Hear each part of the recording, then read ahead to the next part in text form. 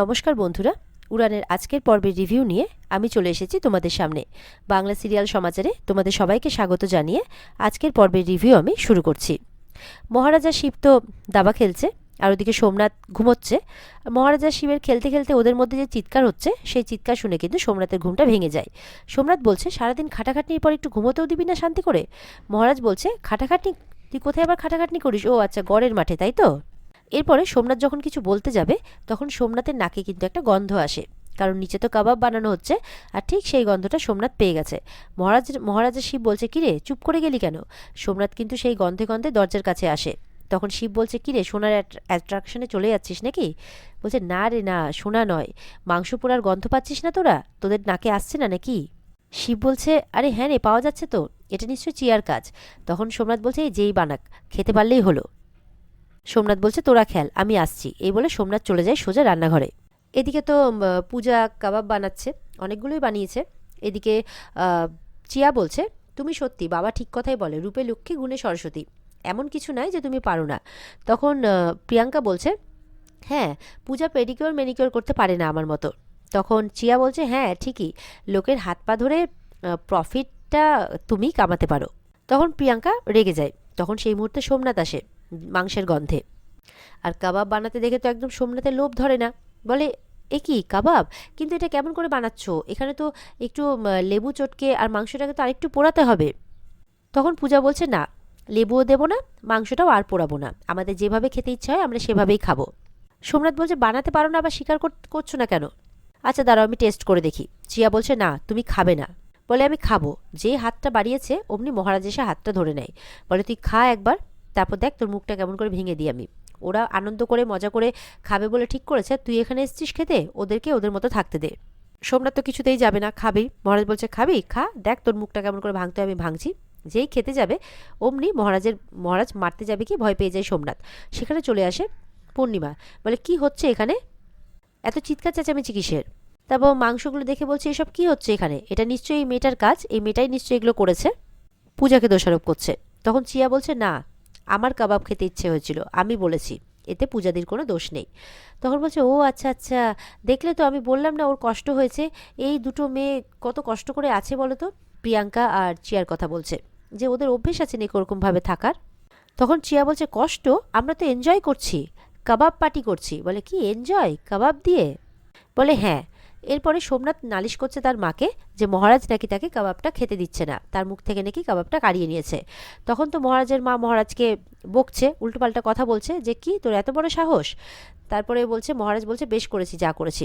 এরপরে পূজা যখন সবাইকে সার্ভ করবে, পূজা বলছে যে আমরা এনজয় করার জন্য কাবাবটা বানিয়েছি, সবাই মিলেই খাবো, তোমরা সবাই মিলে চুপ করো তো, একটু এত চিৎকার করো না, চলো আমরা সবাই মিলে এটাকে খাবো। পূর্ণিমা বলছে, না, তুমি কোনো কিছু করবে না, যা করার এবার আমি করব। চলে এসো সবাই। শিবকে ডাকছে, সোমনাথকে ডাকছে খাওয়ার টেবিলে চলে আসার জন্যে। এরপর তো যথারীতি সবাই গিয়ে বসে পড়েছে খাওয়ার টেবিলে। এবার সার্ভ করছে পূর্ণিমা। পূর্ণিমা সার্ভ করছে তার নিয়ম অনুযায়ী, যে যত বেশি ইনকাম করবে সে সেরকমভাবে খাবে। চিয়ার ইনকাম বেশি, সেই জন্য যত বড় বড় কাবাবের পিসগুলো ছিল সব কিছু চিয়ার আর শিবের জন্যে। আর তার থেকে একটু মাঝারি যে পিসগুলো ছিল সেগুলো সোমনাথ আর প্রিয়াঙ্কার জন্যে। আর একটা ছোট্ট প্লেটে, মানে যেখানে চায়ের কাপ রাখা হয়, সেই ছোট্ট প্লেটগুলোতে এক পিস চিকেন দেওয়া হচ্ছে মানে পূজা আর মহারাজকে। তখন তো এটা দেখে সবার মোটেও ভালো লাগে না। চিয়ারও, মানে চিয়াদেরও খারাপ লাগে, মহারাজের বাবার খারাপ লাগে, মহারাজ খুব রেগে যায়, খুব খারাপ লাগে যে এটা কী হলো, এগুলোর মানে কি? বলে, মানেটা খুব পরিষ্কার, এখানে যার ইনকাম যত বেশি সে ঠিক সেইভাবেই জিনিস পাবে, খাবার পাবে। চিয়ার ইনকাম সবচেয়ে বেশি, তাই ও সব থেকে বড় পিসগুলো পেয়েছে ওরা। আর সোমনাথদের ইনকাম একটু মাঝারি, তাই ওরা মাঝারি পিস পেয়েছে। আর তোদের তো বুঝতেই পারছিস, তাই তোরা ছোট্ট পেয়েছিস। তখন প্রিয়াঙ্কা বলছে, এটা কিন্তু ঠিক হচ্ছে না মা। বলে, একদম ঠিক হচ্ছে, তোমাদের ইনকামটা সত্যিই মাঝারি, তাই তোমরা ওরকম পিস পেয়েছো। মহারাজ আর পূজা কিন্তু যথেষ্ট অপমানিত বোধ করে। হাজার হোক সবার সামনে এরকমভাবে বলা হচ্ছে, আর ওরা বড়, খারাপ তো লাগবেই। মহারাজের বাবারও খুব খারাপ লাগে। মহারাজের বাবা বলছে পূর্ণিমাকে, আমার হার্ট অ্যাটাক করে মরণ হয় না কেন, ডাইরেক্ট ওপরে চলে যাব, কমসে কম এইসব তো দেখতে হবে না আমাকে। পূর্ণিমা মহারাজদেরকে বলছে, তোমরা ওই বড় প্লেটটা পেতে পারো, কিন্তু তার জন্য ওই জায়গায় তোমাদেরকে পৌঁছতে হবে। এবার এটাকে টেম্পোরারি বানাবে নাকি পার্মানেন্ট বানাবে সেটা তোমাদের উপর ডিপেন্ড করছে। এদিকে সোমনাথ বলছে, তুমি কিন্তু আমার সাথে মোটেও ঠিক করলে না মা। বলে, একদম ঠিক করেছি, তোমাদের ইনকামটা সত্যি মাঝারি, তাই জন্য তোমরা ওই পিসগুলো পেয়েছো। তোমরাও বড় পিস পেতে পারো, তোমরা ওই জায়গায় পৌঁছানোর চেষ্টা করো। সবাই বলে আমি নাকি একচোখো করি, কিন্তু না, আমি এটা দেখিয়ে দিতে চাই যে আমি সবার ক্ষেত্রেই সমান।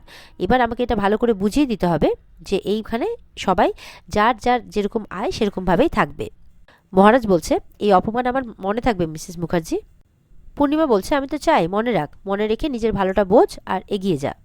পূজা বলছে, ঠিক আছে মা, কোনো অসুবিধে নেই, আমরা না হয় ছোট পিসটাই খাবো।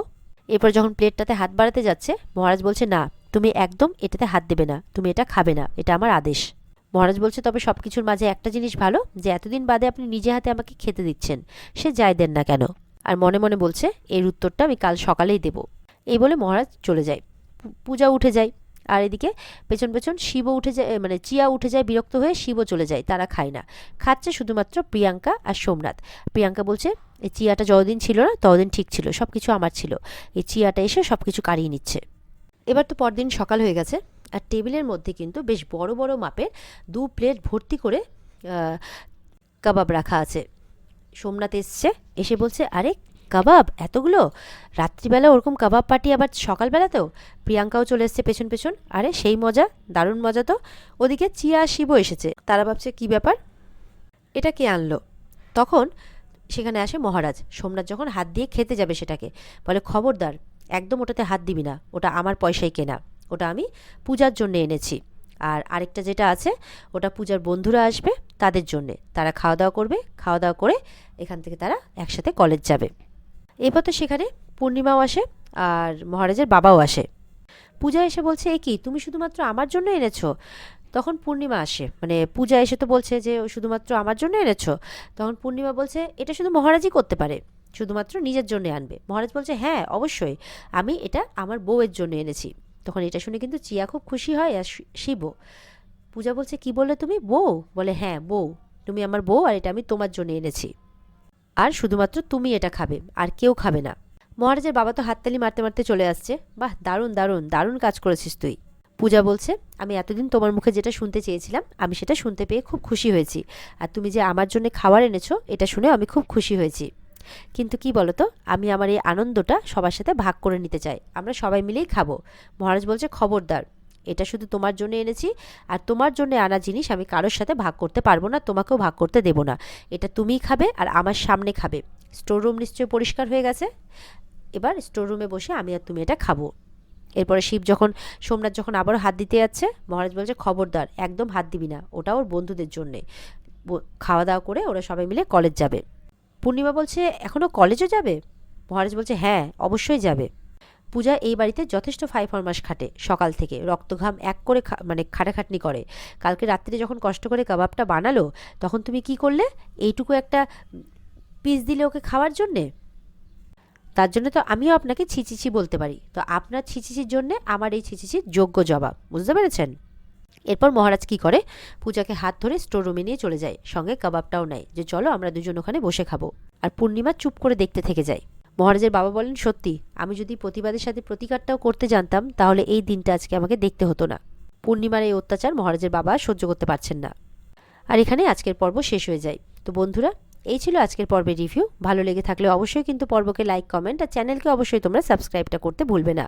আর পর্বের বিস্তারিত দেখতে অবশ্যই স্টার জলসার পর্দায় তোমরা চোখ রাখবে। তাহলে দেখা হচ্ছে তোমাদের সাথে আগামী পর্বে নতুন পর্বের রিভিউ নিয়ে আগামীকালকে। ততক্ষণ সবাই ভালো থাকবে, আর অবশ্যই এই পর্বে যদি বিস্তারিত দেখতে চাও তাহলে স্টার জলসার পর্দায় সবাই চোখ রাখবে। তাহলে ভালো থেকো সবাই, টাটা।